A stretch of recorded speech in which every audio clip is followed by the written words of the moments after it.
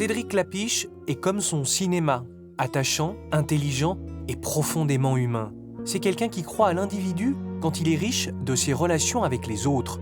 Chez lui, sa mise en scène est toujours une mise en sens. C'est encore le cas avec son 12e film, Ce qui nous lie, une histoire de famille dans laquelle 3 jeunes adultes vont retrouver ou réinventer leur fraternité en liaison avec le passage des saisons. Fuis la route, suis le fil. J'ai eu envie de faire le tour du monde. Du soleil dans mes cieux. Et voilà, j'ai fait le tour du monde. Jean ? Jean ? C'est pas vrai. Tu sais combien de temps ça fait que t'as pas donné de nouvelles ? 4 ans et 11 mois. Cédric Klapisch, bonjour. Bonjour. Nous sommes là pour un film magnifique, merveilleux. Ce qui nous lie. Vous êtes un cinéaste, on peut dire urbain. La notion des angles, la notion des rues, c'est quelque chose qui vous est familier. Et là, ce qu'on découvre, c'est un autre plan de votre cinéma, l'horizontale. Est-ce que ça a été compliqué à intégrer de filmer la nature dans sa grandeur, dans sa profondeur ? C'est vrai que moi je savais jusqu'à présent tourner dans des appartements, filmer le bas des immeubles, filmer des rues, filmer des vues urbaines. Donc c'est vrai que le fait de tourner dans la nature, ça ouvre l'espace, ça donne la notion de paysage, quoi. C'est-à-dire qu'il y a vraiment cette notion qui est nouvelle. Alors est-ce que ça a été difficile ? Oui et non, c'est-à-dire que d'une part, je me suis référé à des réalisateurs que j'aime beaucoup et qui savent faire ça. Pour moi, il y a des gens comme Antonioni ou des gens comme Kurosawa, ou il y a des gens comme Kiarostami, par exemple, qui savent mettre en valeur, je dirais, l'humain dans le paysage. Et donc du coup, Antonioni, par exemple, il y a vraiment le fait que dans l'Avventura, il va prendre un personnage, il va le mettre dans une sorte d'immensité, et il y aura un personnage dans cette immensité qui est soit des rochers, soit de la campagne. Il y a vraiment un travail entre le proche et le loin, je dirais.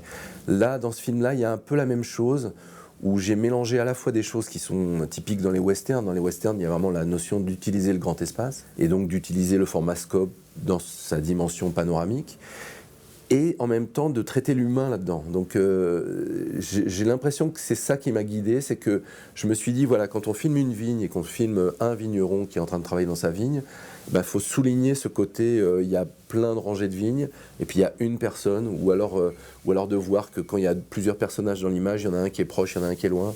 Il y a cette notion toujours de mettre en valeur le proche et le loin, disons. Et le paysage, moi, j'utilise comme ça dans ce film. Comment vous êtes affranchi justement de ces contraintes du temps, de la lumière, puisque vous tournez beaucoup en extérieur avec votre matériel important qui sont les acteurs ? Bon, on a tourné sur 1 an, on a tourné à peu près 3 semaines par saison, c'était 12 semaines de tournage pendant 12 mois. L'idée, ça a été vraiment d'avoir du temps quand on tournait pour choisir les lumières, les moments, des fois on attendait qu'il y ait des nuages parce qu'on voulait qu'il y ait un temps nuageux, parfois on attendait qu'il n'y ait plus de nuages, parfois on attendait qu'il pleuve, parfois on attendait qu'il fasse très très beau.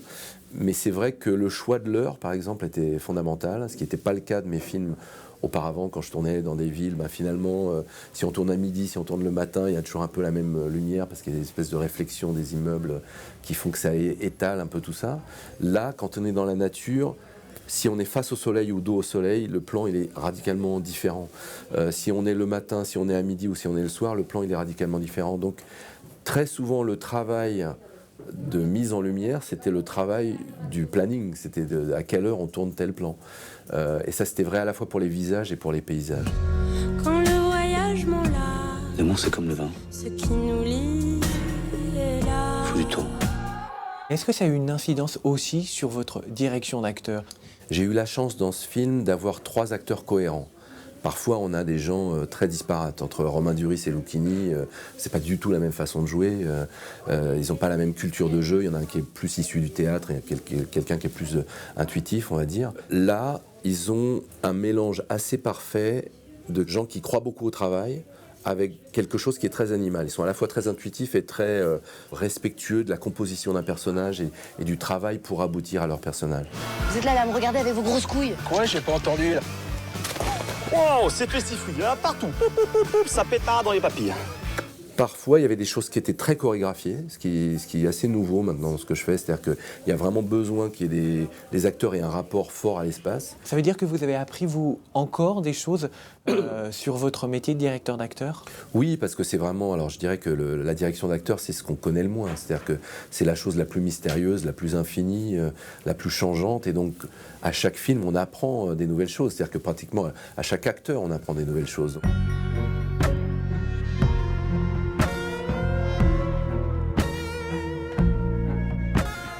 J'ai l'impression que vous avez utilisé énormément d'appareillage. Il y a parfois des drones, il y a parfois, il me semble, du steadicam, Oui. comme pour explorer cette nature, pour lui donner une profondeur. Oui, parce que l'autre réalisateur qui est important, c'est Wenders. Il y a l'idée du mouvement. C'est-à-dire que Wenders, il n'y a pas la notion de... Enfin, il peut avoir un côté photographique avec des plans fixes, mais il y a la notion de promener une caméra dans un paysage. Et il a la notion de cheminement, exactement comme quand on fait une promenade, quand on se dit, voilà, je vais passer par telle prairie, puis je vais rentrer dans la forêt, puis je vais déboucher dans une autre clairière. Et du coup, ça donne une sorte de temporalité où le paysage, c'est justement ce qui sort de la carte postale, presque. C'est le fait que tout ça est mis en mouvement. Et c'est vrai que dans ce film-là, ce que je n'avais pas fait auparavant, il y a eu vraiment des fois où... le chemin qu'empruntaient les acteurs, ça donnait une sorte de chorégraphie pour eux. Il y avait vraiment une danse qu'ils devaient faire dans l'espace. Et puis, je jouais avec le paysage et il y a un moment, ça débouche sur comment on voit le paysage par rapport au personnage. La focale du film, sans doute, c'est le 32, quoi. C'est-à-dire que nous, on a beaucoup filmé avec ces focales-là, justement pour donner un côté grandeur du paysage. Et souvent, en mettant un visage proche. Parfois, justement, on avait un objectif qui était un 32 macro. Donc, quand il goûte le raisin, on est vraiment très proche du grain de raisin, de la bouche, les yeux qui... Et ça crée un autre paysage. Et ça crée vraiment un autre paysage et qu'on passe de ces plans très très proches avec des choses très très larges.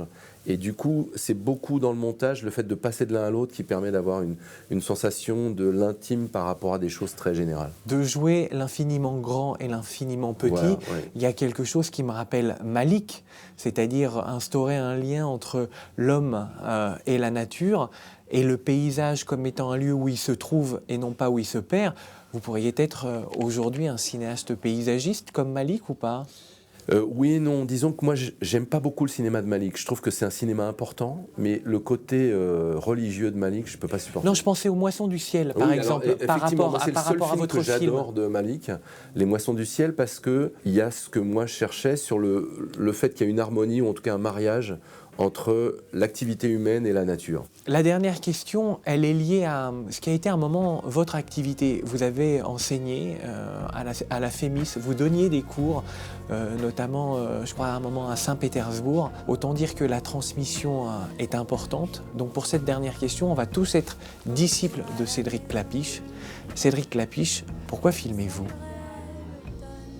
Je filme pour vivre, parce que je trouve que c'est une façon de vivre, de faire des films. Donc maintenant, je sais que...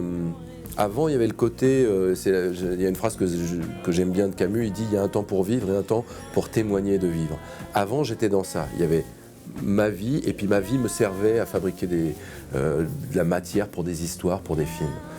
Là, maintenant, je dirais pas que c'est le contraire, mais en tout cas, j'ai besoin de l'interaction dans les deux sens. C'est que le film est ma vie.